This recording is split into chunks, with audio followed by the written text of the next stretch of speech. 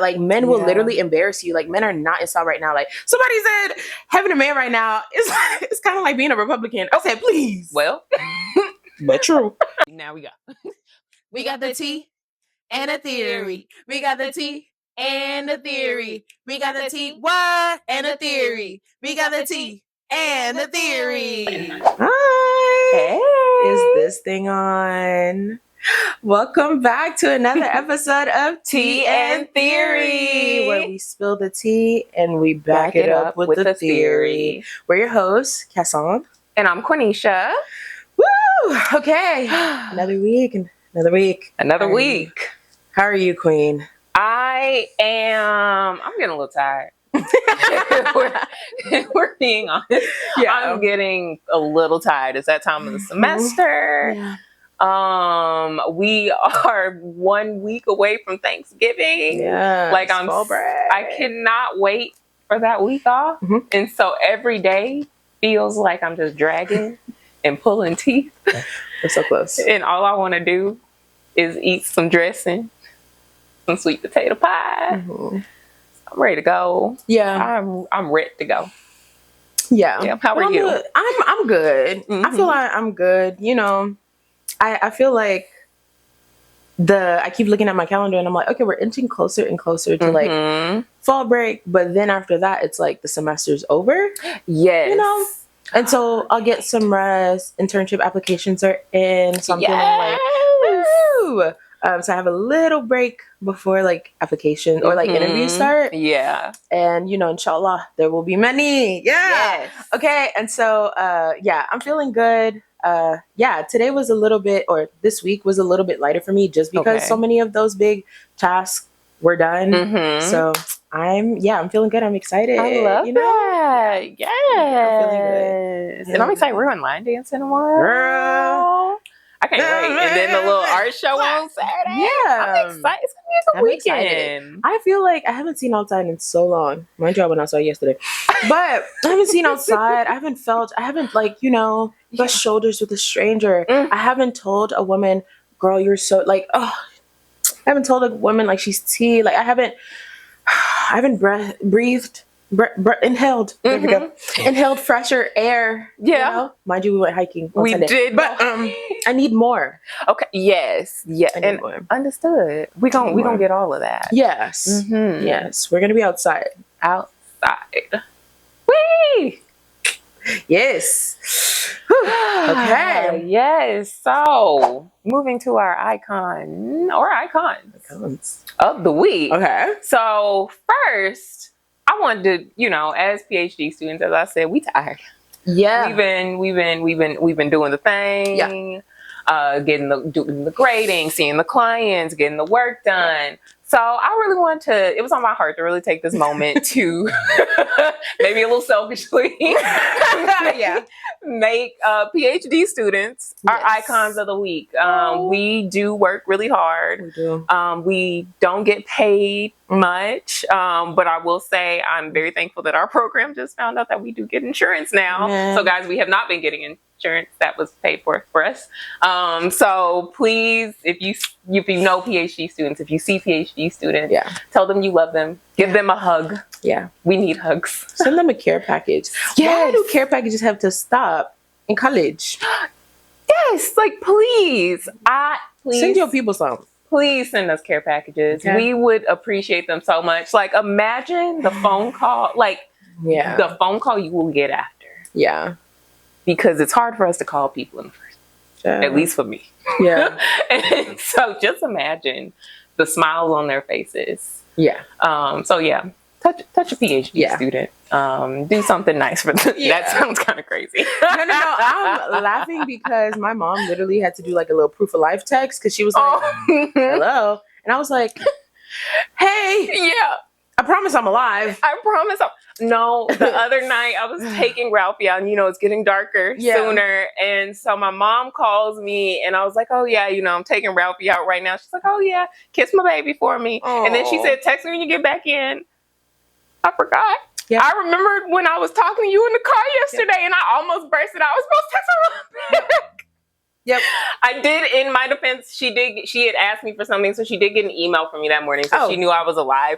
But yeah. I'm so sorry, mommy.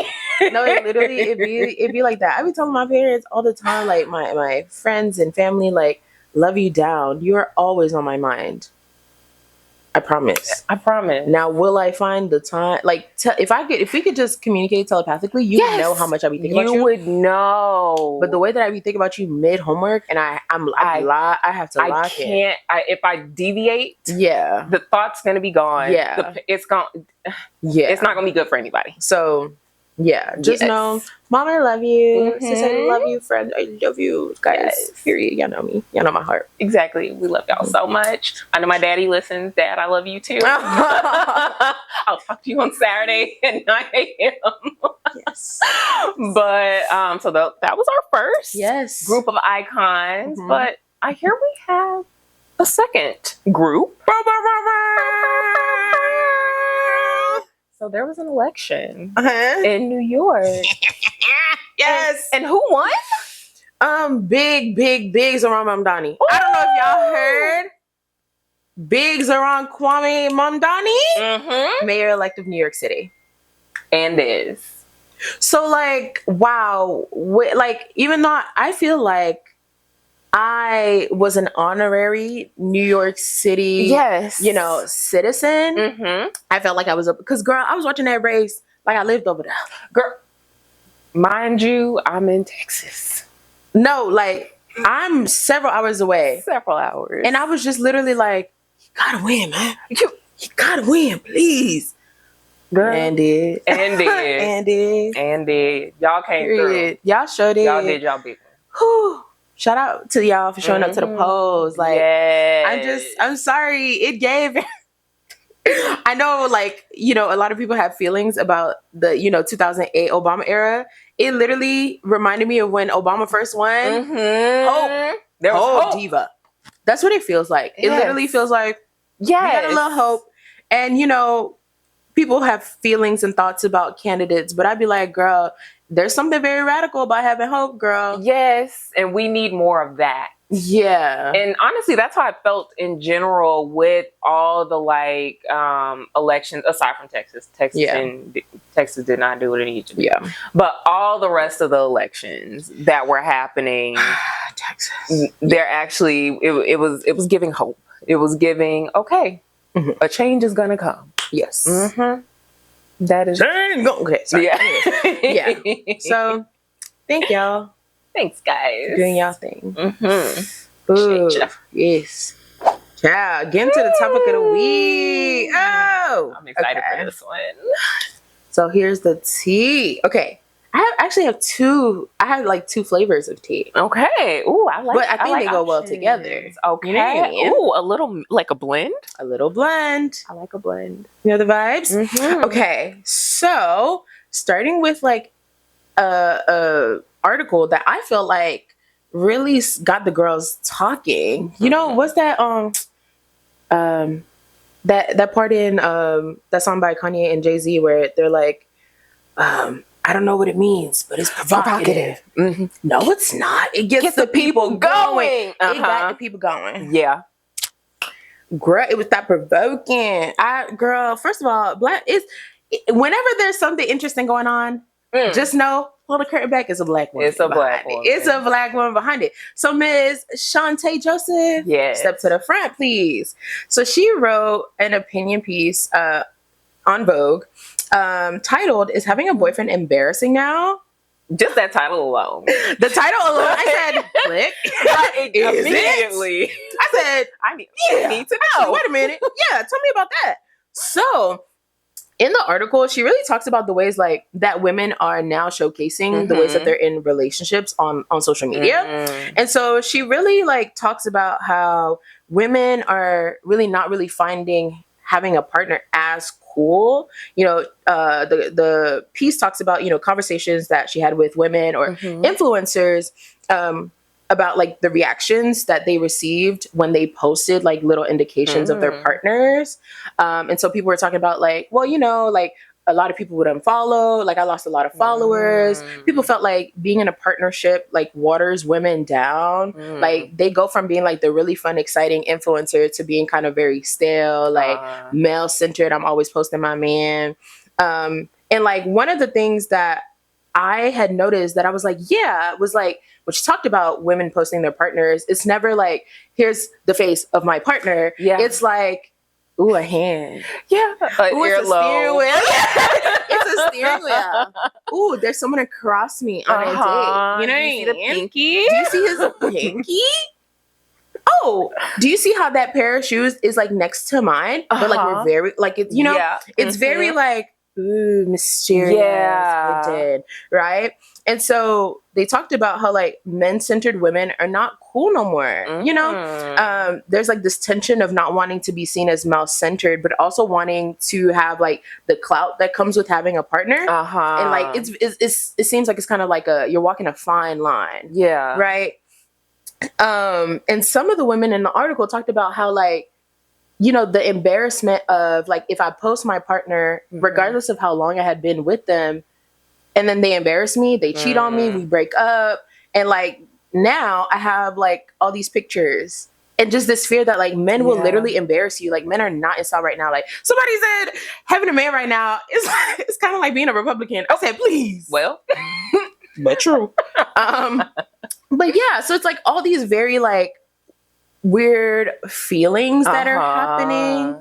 And one thing that I really liked, and this is a little lengthy, but the author ends with this note.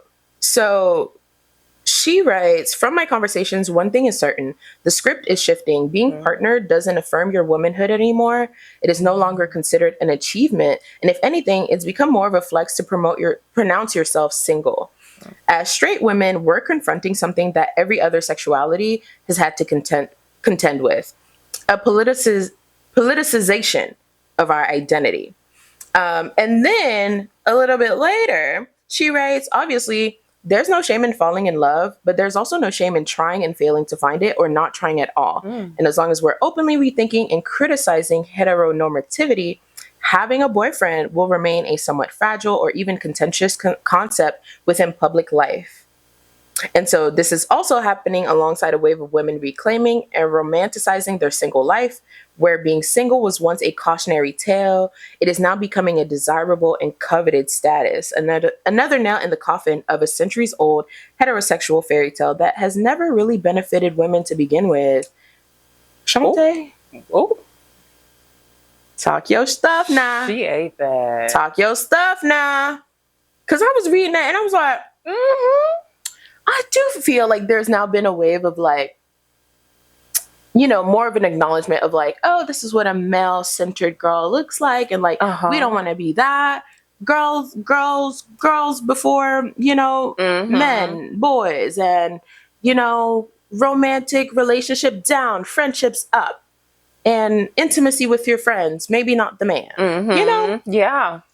And so I thought that was interesting. As I also, like, there was a video on TikTok by this individual _Sardotian, where it was a blind woman who was detailing, like, her friends, basically her friend's male-centeredness, right? And the harms of that.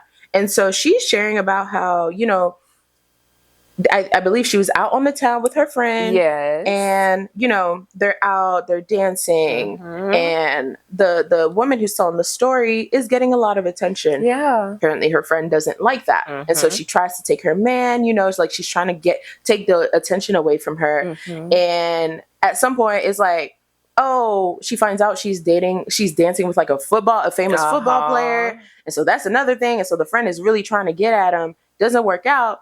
So then she ends up leaving her friend alone in the nightclub and does not tell her. Nope. Did not tell her. And so she's like looking around for her friend, or like trying to figure out where her friend is, or feel for her friend. She's feeling fabrics. Jesus. She's feeling fabrics because she knew what her friend came in with. Yeah. And she was like, it got to a point where I didn't hear her no more. I didn't feel her no more. And so she's like, I'm discreetly walking around, feeling people's trying to find my friend. And she gets to a point where she's like, she's not here no more. Yep. She just left. Yeah. And then she texts her. Yeah. The friend had the audacity to text her and was like, yeah, I left. Hope you get home safe. And then there was no checkup after though. Yeah. Like, hey, did you make it? Are you all right?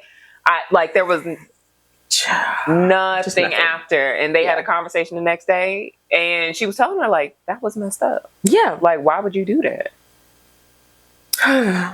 And so I feel like those are, I don't know, like just the idea of like the harm of like being male-centered, but also it's like this other push of like, well, I don't want to be considered male-centered.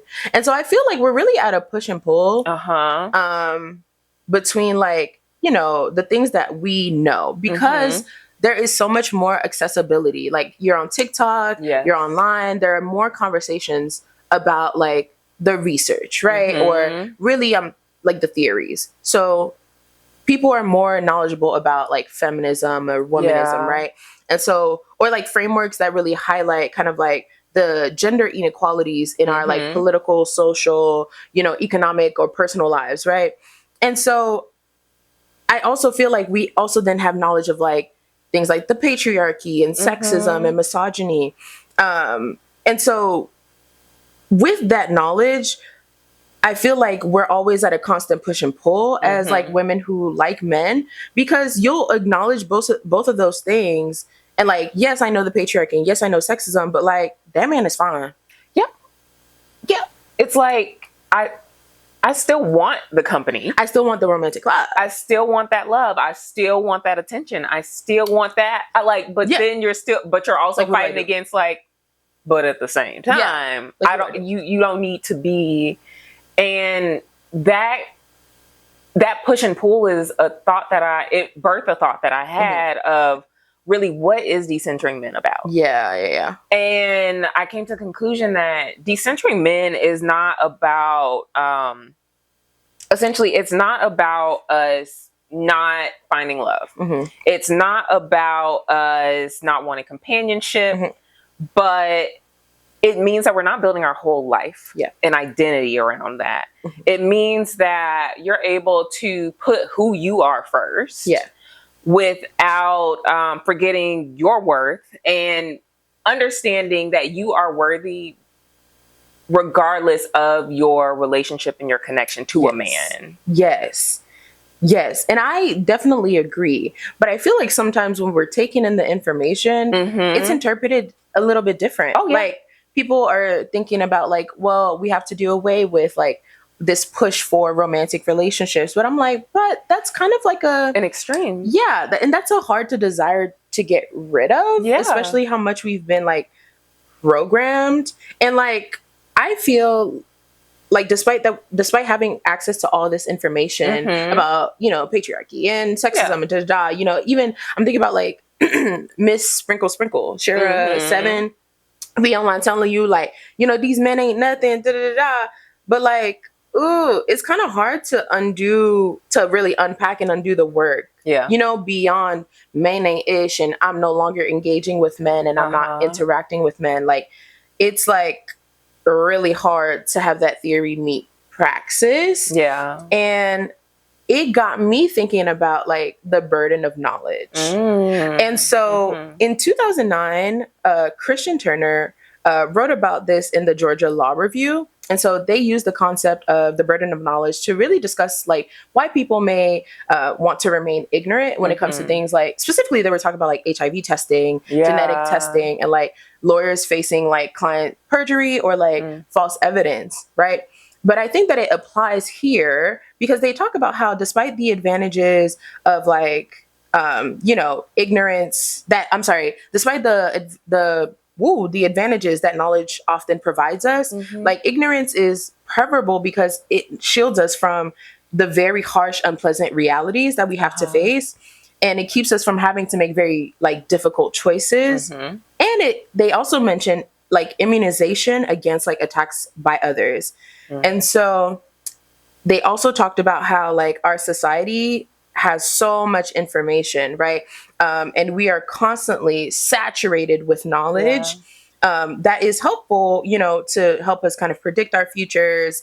On the flip side, we'll be confronted more frequently with the dilemma of knowledge. With like knowledge comes the power to make informed choices, but then there's also the burden of knowing. And so they talk about how, like, besides these activities that we perform in the world, like, knowledge can really like alter our self-regard and our worldview.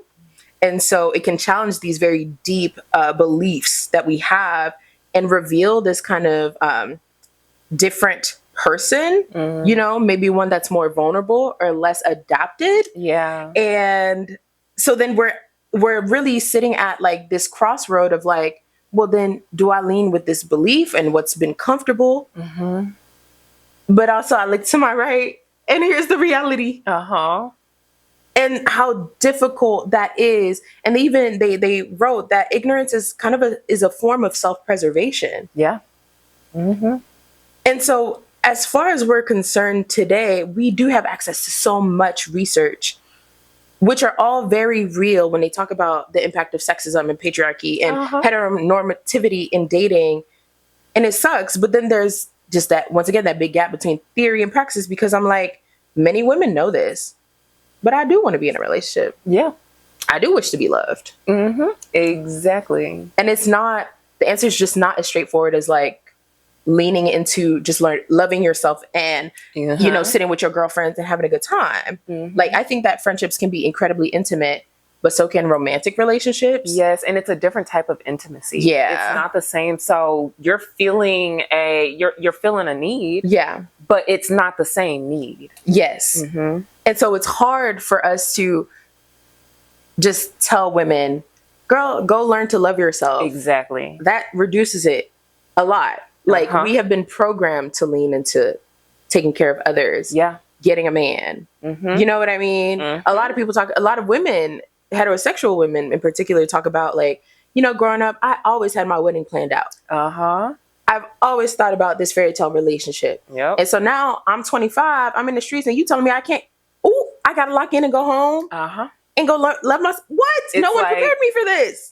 Exactly. It's like you've been programmed to run a certain way. And it's like, now you're telling the computer, actually don't do that. And it's like, excuse me? What am I supposed to, this is what I know. This is the path I've been on. This is what they told me to do. And you telling me I can't keep walking on my path? Exactly. And it really kind of calls on this process of, it makes me think of deprogramming, which is why programming came to my mind so quickly. Because it is a different way of having to think and balance and think about, because as you were talking, I started thinking about how far we tend to go when it's either I'm all in, I'm male centered, or I hate men and I'm not male centered and I'm all about myself. And it's never this acknowledgement of like, okay, well, how do we swing to the middle? How do we coexist with both things of, I want this love, I want this kind of companionship, but also this isn't my identity. This doesn't define who I am.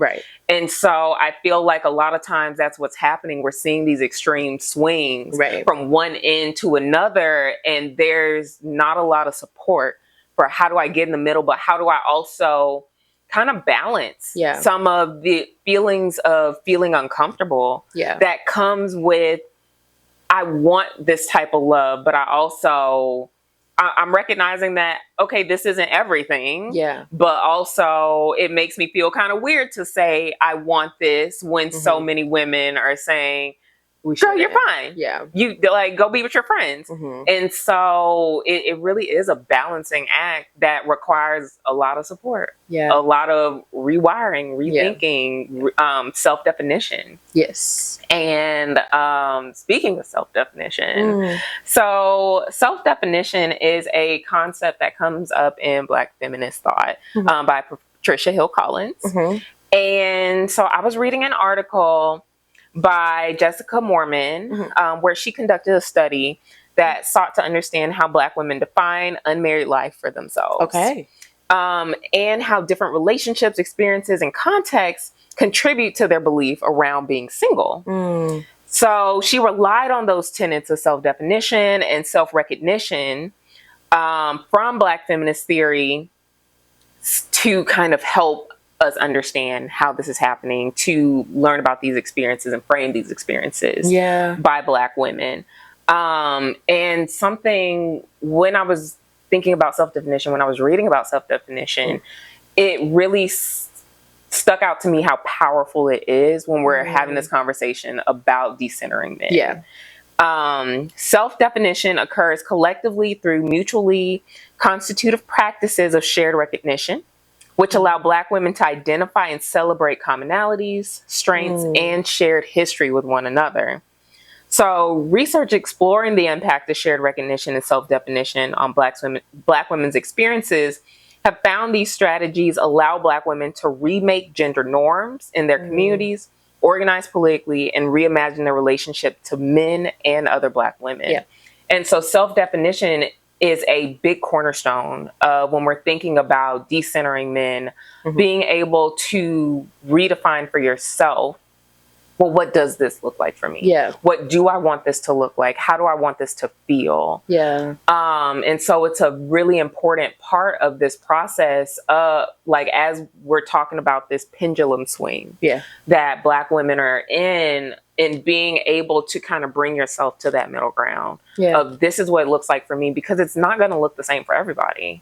And I think that's such an important thing to highlight, because a lot of times when we see these narratives online, they're promoting one type of thing. And it's like, no, it's got to be this way. These are the steps. This is how you get there. This is what it looks like. And it's like, no, everybody lives different lives. Everybody has different experiences. How do you want this to look for you that's going to serve you in the best way? That's going to help you in the best way? That's going to support you in the best way? And how do you also hold some of that grief that you may be experiencing if you are unpartnered and you want to be partnered? If you maybe are widowed and would like to be back in a relationship, but you're still grieving. Like being able to redefine what this may look like for you is something that is so important. And as I was like thinking through this as well, I think about how so much of the ways that we think about relationships are influenced by, you know, the society that we exist in. And so I think that self-definition is really important because you have to define it for yourself. You can't just let, you know, Miss Sprinkle Sprinkle tell you how to feel about your man or, you know, your partner. And you have to decide on that for yourself. But how hard it is to get to that self-definition point when you are existing in the smog of, you know, the patriarchy and in like misogyny. It's so hard to kind of go against the grain of that. And as I was thinking through, I was thinking about how it shouldn't be something that we try to get rid of, right? And so that's why I think the self-definition is so important, because I don't think that women should be getting rid of experiencing romantic love with men, you know? It just, I just don't think that it's something that you like absolutely have to get rid of. But we can't deny the impact that misogyny, patriarchy, sexism will have on the relationship. We don't exist in a vacuum. Everything that we experience, everything that we come everything we come in contact with. Everything we come in contact with, whether it's direct, indirect, whether it's something that you actually feel and experience or not. It impacts us. So like you said, there's no way for us to exist, do the thing, and not acknowledge these systems that are impacting us, that are impacting the people that are around us, that are influenced how they are perceiving us as women and as Black women and as beings. And speaking of the vacuum, I actually read an article by Kitzinger in 2001. And so as I was thinking through the topics for the week, I thought about how, one thing that often comes up in the literature regarding heterosexual relationships is how much there is that like heteronormativity and the impact of like the gender differences. And so heteronormativity really speaks to the belief that like heterosexuality is like the normal good sexuality. And one of the big components of heteronormativity is that there's this strict gender binary, men, women, or male, female, and its roles. So like men do this and men do that. And so Kitzinger in 2001 really talked about how like whether or not these alleged differences exist, for any particular heterosexual couple, like these heterosexual couples like don't live in a vacuum. Like we live within a cultural system that constantly enforces these gendered norms, and the norms make it like really difficult for women to then decenter men, because the very fabric of like heterosexuality is built around centering men's needs, their desires, and social power. And so the work that you will have to do to decenter men is so hard. However, lock in. Lock in. Exactly. You've got to do it, mama. Babes. Because you're going to be in a club mad that your friend getting play. You're going to leave her. Leave her. Lock in, diva. Please. Lock in. We're empathizing, right? We with you. Amen. Hold my hand. It's a process. I'm with you. We accept that. But go ahead and just push them to the side just a little bit. Yep. Clear up that vision. Yeah. Yep. Okay? No, like... You're funny. You know what I mean? Like, Yes. Go ahead and get that man up out you. You know what I mean? So exactly, because these scripts are written for us. Yes. Something else that this article talked about were the sexual scripts. So sexual scripts theory basically means that humans rely on culturally and interpersonally informed schemas. Essentially, a schema is a belief system that we hold that's deeply ingrained in us. So we hold these deeply ingrained systems of appropriate sexuality to guide behavior in relationships. And so these sexual scripts are recurrent, culturally sanctioned norms that inform our understanding of basically how you're going to function when you're in a relationship and what gender roles you're supposed to play. And so some of the messages that Black women may be getting are women sustain relationships. Or sometimes women are stronger than men. Which, as we were just talking about, when Black women are getting these messages, it can make it hard for you to have to like, okay, well, this again, it's centered around men. It's thinking about, well, what are men's needs? What it's not thinking about like, okay, well, what's the Black woman need in this? Like, what is her role? What does she want to be? Nobody's asking that.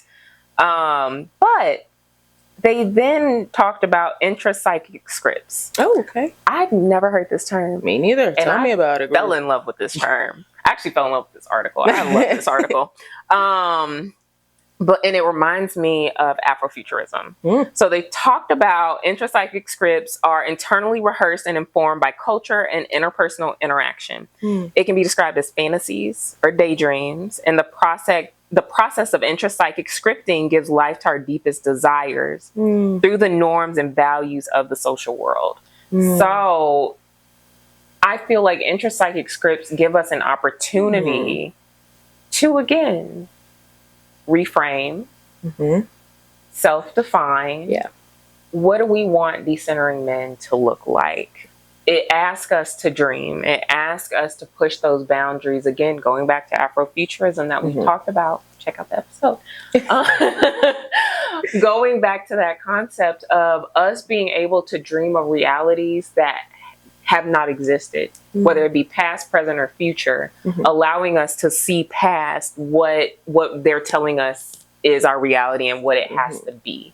It allows us to imagine something different. And through imagining something different, we're able to then create a new reality. Yeah.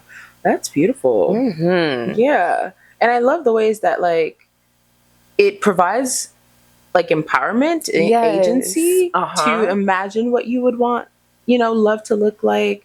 And I'm thinking about how that stands against like the patriarchy, which is kind of this system where men hold all the power. They're the ones in authority, right? How standing against that, you are imagining what you want your love life to look like, what you want your engagement with men to look like, and how that can give you a little bit of power too, right? Because tangent, but I think about how difficult it is to have standards, right? And to maintain those standards and like have to really sit with the fact that like, okay, I have standards and it's made it really hard to date because no one's like meeting these standards, right?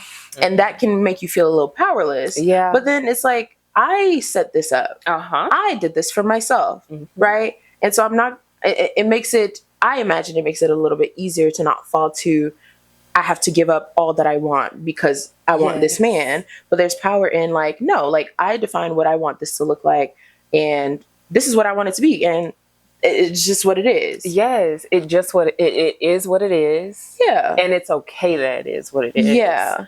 And that's despite what other voices are telling you, because again, going back to us not living in a vacuum, that can make it really difficult when everyone around you, because it's something that I've heard, Quisha, you're picky. Your standards are too high. And it's like, no.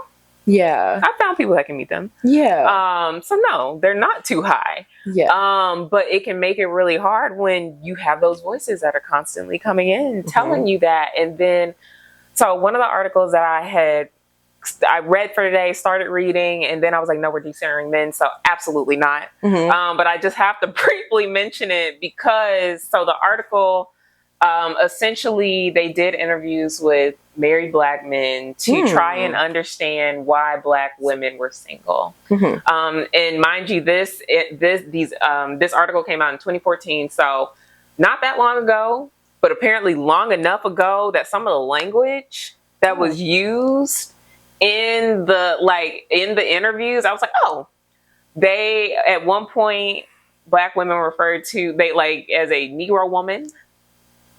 At one point, like, and this is something that this is my biggest indicator of male centeredness. If I hear someone call women females, that is my biggest pet peeve. If you ever want to irk me, make me leave. The way my ears go like this, girl, immediately, because female. But then in the next sentence, when they were talking about men, it's like, oh, I know so what you are. Do you see how this works? I know what you are.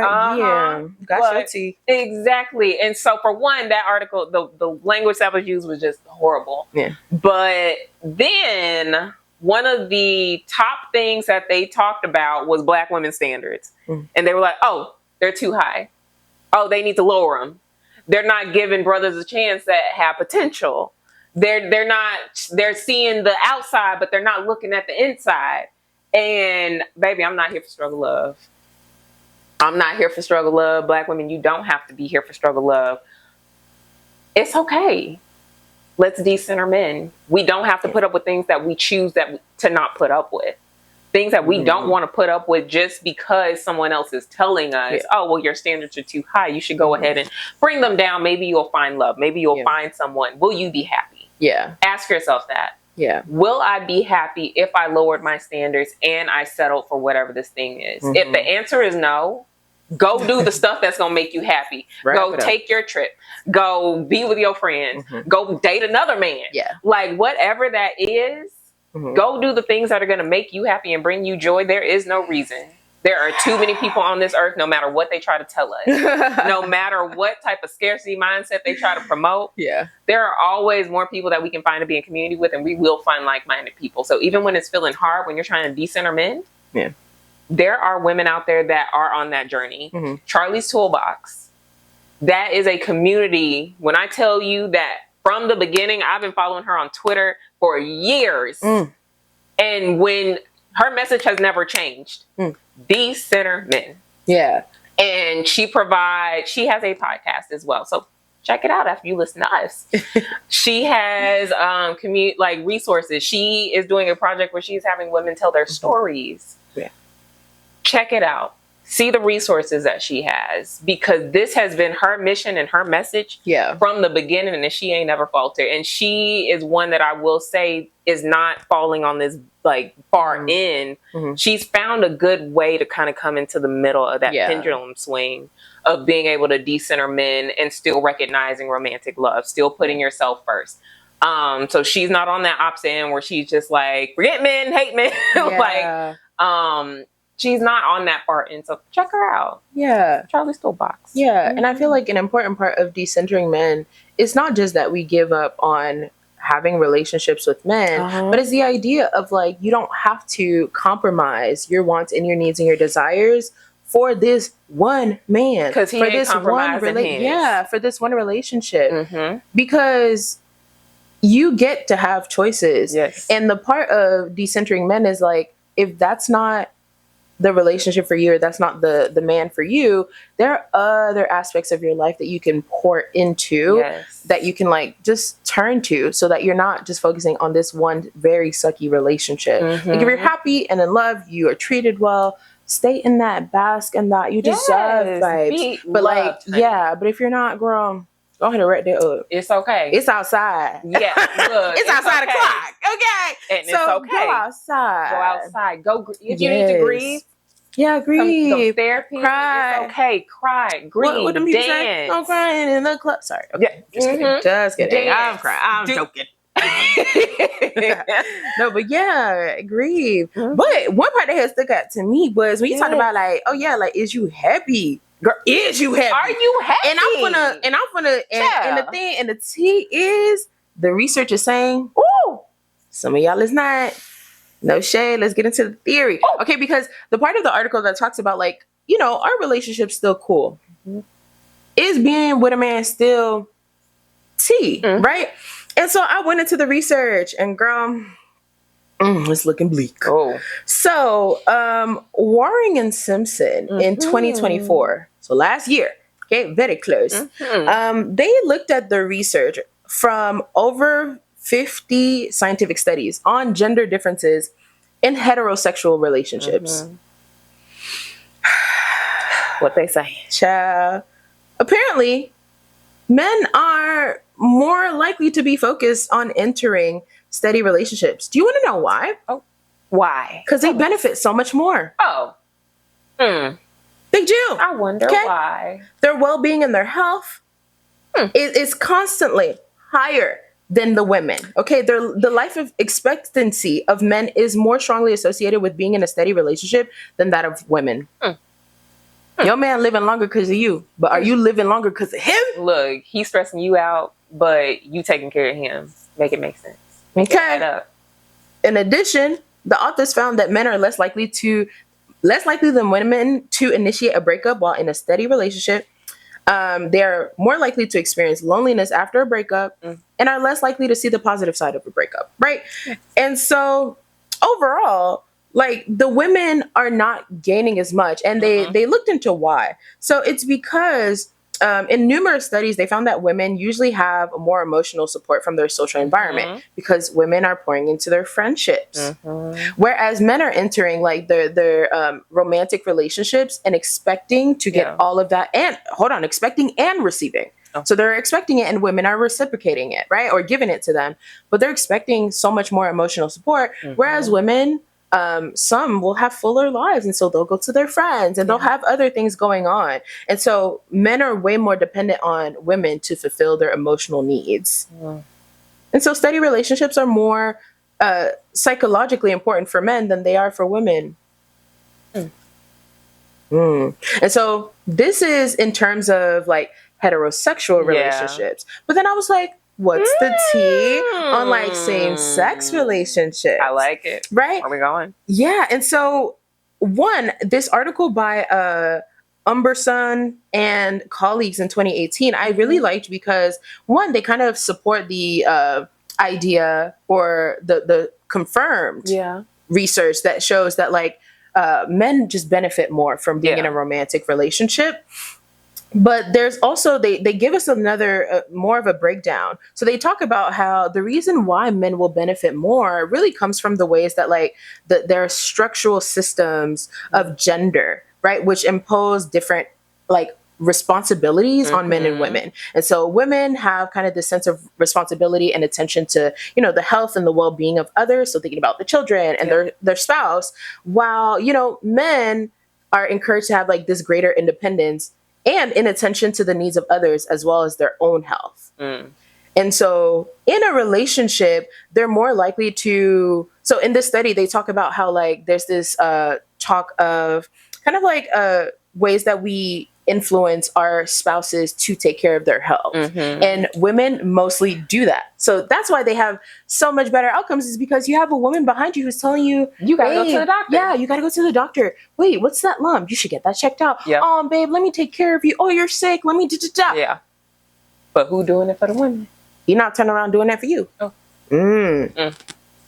And so when we looked at, looked at same-sex couples as well as heterosexual couples, I was kind of gagged because one, the research supported that, you know, men just benefit more. Women are more likely than men to kind of regulate their spouse's health habits.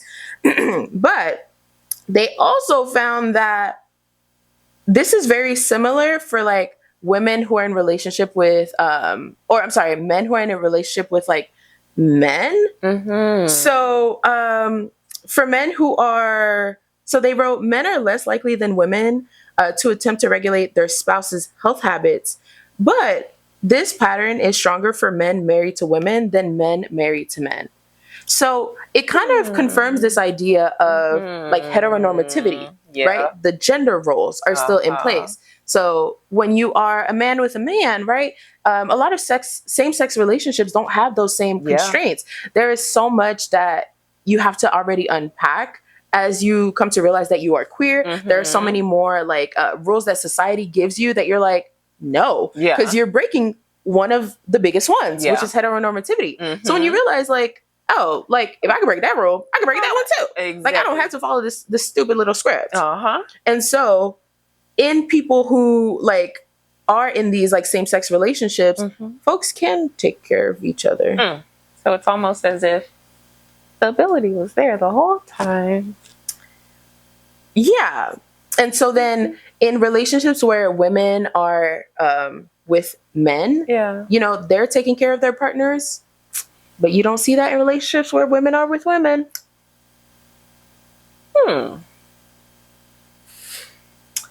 Well, so, you know, okay.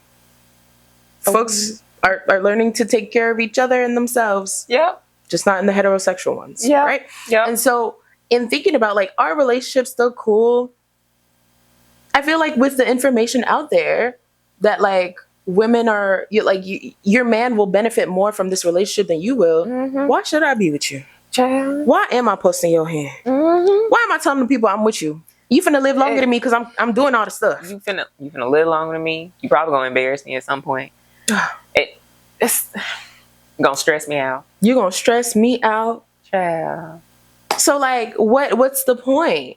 There was this study that came out that talked about like women or men are more likely to leave their. This is not funny, but it's just terrible. I had to chuckle. Men are more likely to leave their terminally ill spouses. And it was, I looked into it and I didn't use it for the episode per se because I was like, I looked into it and it was a small difference, but it was a difference nonetheless. And I was just kind of like, and out on social media, online, that's the big title. It's just that men are more likely to leave you if you get sick. Oh, I'm packing this relationship up. Because what do you mean? We said in sickness and in health. And you heard the and in health. Girl. And blocked out the in sickness part completely. You packed it up. Oh no. Packed up your stuff.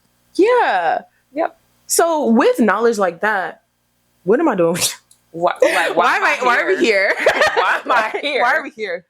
Because at this point, I could have did this myself. Yes. I might as well have did it myself and you wouldn't be in the way. No, I might as well. Like, I literally might as well have just figured this out on my own. Yeah. Because it sounds like that's what you're having to do either way. Yes. Because they're not there helping to figure it out. So at this point, you're just taking up space. Yeah. You're kind of in the way. If you ain't going to contribute, and this ain't a partnership, you can just go ahead and pack it up. Pack it up and go. Because if we not both working together cohesively to work, to make this work and to not stress each other out. And if we do stress each other out, we come together to figure out why, like what happened. If we can't do that and it's on me all the time to have to come to you and like, oh, well, you just hurt my feelings. And I didn't like when you did this. And could we, and can we change? And at this point, I could just be by myself and be content. And like, baby, we don't have to do this. I recently put up my own shelves in my home. Yeah, I would love to say that I put the curtains up, but I didn't put these curtains up. I did hire someone. Hold on. And it came in, but then don't tell them that. I'm sorry. I put up shelves in my home, and I was literally like, "Man, for what?" I love that for her. I love that for her. I put up other things in here though. Everything else, just not the curtains. But I just built this standing desk. I believe. Yeah, I did. Yeah. Redemption. Yeah. No, literally. Yeah, you had to find that. I had to find it because I was like, please, not helping the kid. But I was not helping the case. No, I'm telling people that all this work being did in this episode. I'm over here talking about I put up shelves. I did put up curtains last year, and they were crooked, and like I couldn't move my curtains too much, because then they would fall off. But I just didn't do that. Exactly, and they didn't fall off until I took them off. So women in STEM. Builder, yes, we. Oh, I don't know this. Yep. Just know I built that diva. Women in STEM. Women in STEM. Gotta love us. Okay. Gotta love us. And I just wanted to share a brief, so there was a quote in the article I read it was one of my favorite quotes. I didn't copy it down, but the gist of it was, it was a Black woman. I believe she was in her 40s or 50s. And she talked about how she had her team of 6 men as she was self-defining her relationship to men. She had a team of 6 men, and those 6 men, and one of them included her ex-husband. All right. Whenever she had an itch that needed to be scratched, they came to scratch the itch. Whenever there was a need that needed to be met, they met that need. She said, I scheduled them, and whenever I need, and they would come. She said, why deal with just one? When she's like, I can redefine what that looks like for me. And that's what worked for her. So I just wanted to put that out there to say, in your self-definition, you can define it to mean whatever you need it to mean. What relationship do you want to have with men? She didn't want to be married to him no more. That was fine. She was like, but we can still interact as well as I can interact with others. And that is fine too. So again, define it how you want to define it. Quite the conversation. I knew it would be. Yeah. I knew it would be. Decentering men, that's always a fun topic. Yeah. and it's just, I think it's just about like going out and, doing the learning for yourself. You don't have to stop. Yeah. It's just about, don't leave your friend in the club. Please do not leave your friend at the club. I don't care if she got a disability or not. Yeah. I can see just, I can't see completely just fine. I wear glasses.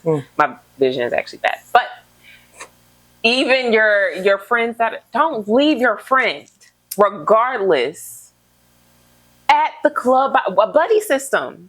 The way that y'all don't leave the club going, my crew, let's go. Rude. That's insane. Like, just because I was with a football player, girl, I don't even know him. Like, girl, you know me. Like, girl, I was like, she said she was just having a good time. So I just want to dance. Can we not dance anymore? And if you're an influencer and you know you started out a baddie shot o'clock, why you get a man and all of a sudden now you Christian and you go to church? Oh, please, child, that's keep the switch content. up. You know what I mean? Keep the content as it is. Like, remain the baddie. You can have a man. Like, don't know nobody's fault. And you know we're being heterosexual specific because I feel like the rules just don't apply the same for queer relationships. But no, specifically like, girl, like remain the fun baddie that you are. Yes. Don't let that man change you. Yes, and also we don't have to get into TikTok comments and social media comments and put other women down.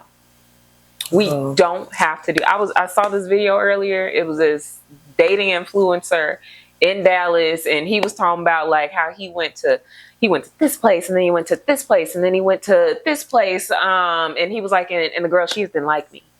She just didn't like me. And somebody in the comments was like, well, did you ask her like if these are places she wanted to go, things that she wanted to do? And other women are coming and they're getting upset. They're like, oh, I would have loved this. This would have been great. No, she just like, she just didn't know how to have a good time. That we don't, babes. We don't have to mind you be on a date with the weirdest vibes. Exactly. You don't know that. You don't know that. You don't know that. You weren't there. You don't know her experience. No. We don't need to be in the comments putting the other women down. It's giving. I'm sorry, it's giving pick me. Lock in. We don't have to do Is that. having a boyfriend embarrassing now? The answer is yes. No, but it might be. Like, because this is a public platform, I'm not gonna say yes, but yeah. There are times when that situation would be embarrassing. I'm gonna just say yep. I won't say the full. I'm not gonna say yes. I'm gonna say yep. Yeah. You feel like you said all you needed to say? I did. What about you? I'm full. All right. What's your tea? Ooh. Can we help you with the theory? Send us your tea through our email. teaandtheorypodcast@gmail.com, and you can even send us a DMail. A DMail. I've just created something here. Yep. Hello, Afrofuturism. Okay, send us a DMail. Okay, through our socials. Okay, Tea and Theory Podcast. Yes. Okay, and so as always, at the end of every episode, Quenisha will lead us in a brief meditation. Some words of affirmation. I will. So as always, please find your comfortable positions. If you are driving, go ahead and pause, come back to us once you are stationary. Don't close your eyes. Please don't close your eyes. Please don't lay down. You are on 35. Don't do that. You are in danger, sister. Hold on. But find your comfortable positions, and if you are comfortable, close your eyes. If you're not, then just let your eyes gaze just gently fall. And let's take this moment to just connect with ourselves, taking some deep breaths in and out, breathing deeply, deep into your diaphragm, focusing on not raising your shoulders, allowing yourself to just settle into this moment.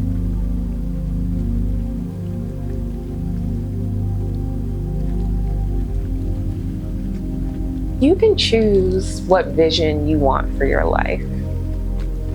You can choose what role men play in your life. You can choose what role your family plays, your friends play.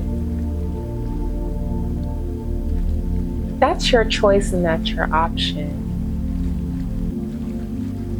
Though society may tell us what these should look like, what these roles should look like, at the end of the day, it's your choice.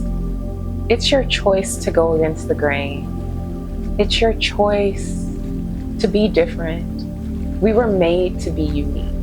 We were made to be different. No two people were ever meant to be the same. If we were, then our fingerprints would be the same. But they're not.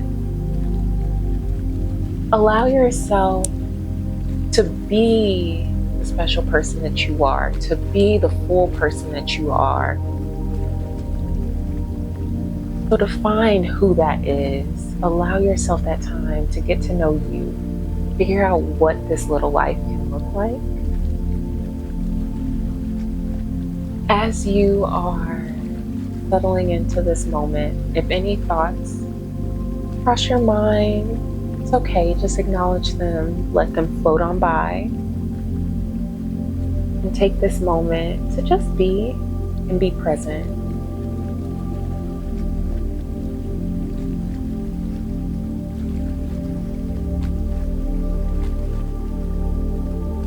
Always,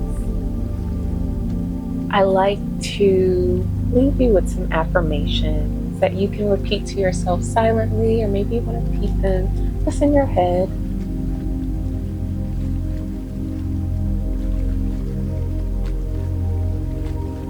I define who I am.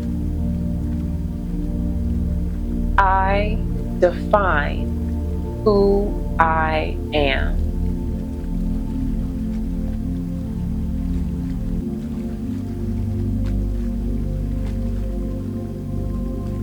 I am worthy.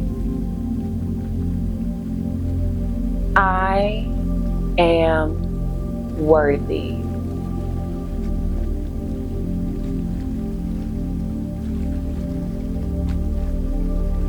I was born to be unique. I was born to be unique. Allow those affirmations the time to just wash over you, sink in, and really sit with you. Just take a few more deep breaths.